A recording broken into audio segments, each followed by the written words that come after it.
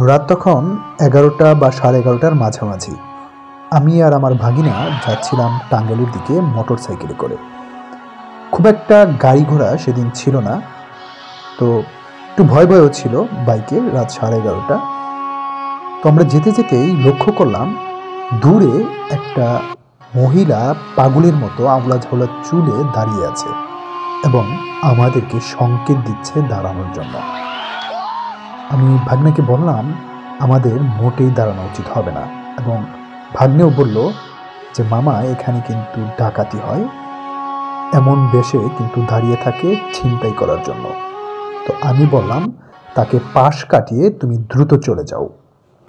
এমন সময় মহিলাটি সামনে এসে দাঁড়ালো এবং ভাগ্নে কিছুটা পাশ কাটিয়ে জাস্ট চলে আসলো, এবং ভাবলাম যে হয়তো মহিলাটি আর নেই, এবং ভাবলাম যে বড় বাচ্চা বেঁচে গেলাম হয়তোবা। তবে এটা ভাবতেই আবার দেখি সামনে আরেকজন মহিলা দাঁড়িয়ে আছে, পাগল মহিলা। তো আবারও বললাম যে তাকে পাশ কাটিয়ে চলে যাও। আমরা পাশ কাটিয়ে যখন চলে যাব ঠিক তখনই আমাদের মোটর সাইকেলের ইঞ্জিন বন্ধ হয়ে যায়, এবং এটা যখন হয় তখন আসলে আমাদের হার্টবিটটা যেমন বেড়ে যায় তেমনি আসলে জিভও শুকিয়ে আসে। বাধ্য হলাম ওই পাগলের সামনে বাইক ব্রেক কষতে। অবশেষে মহিলাটি আমাদের সামনে আসলো, ধীরে ধীরে এগিয়ে আসছে। ভাগ্নে নিশ্চুপ, আমিও নিশ্চুপ। কোনো ভাষা ছিল না, কাউকে ডাকবো সেই সাহসও ছিল না। মহিলাটি এসে বলল, কিরে, এত তাড়া কিসের তোদের? আমাদের মুখে কোনো জবাব নেই। আমার ভাগ্নে আবার বাইক স্টার্ট করে দিল টান।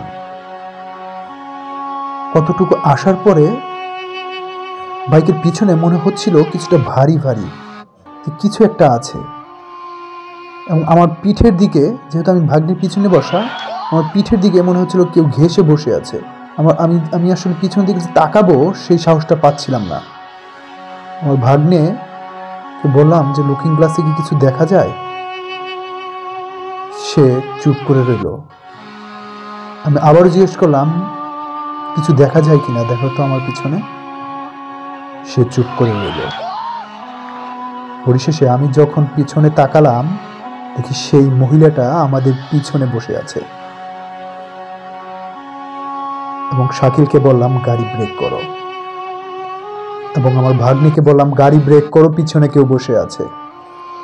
এবং গাড়ি ব্রেক করার সাথে সাথে আমরা পড়ে গেলাম, এবং পড়ে যাবার পর পিছনে তাকিয়ে দেখি আসলে কেউ নেই।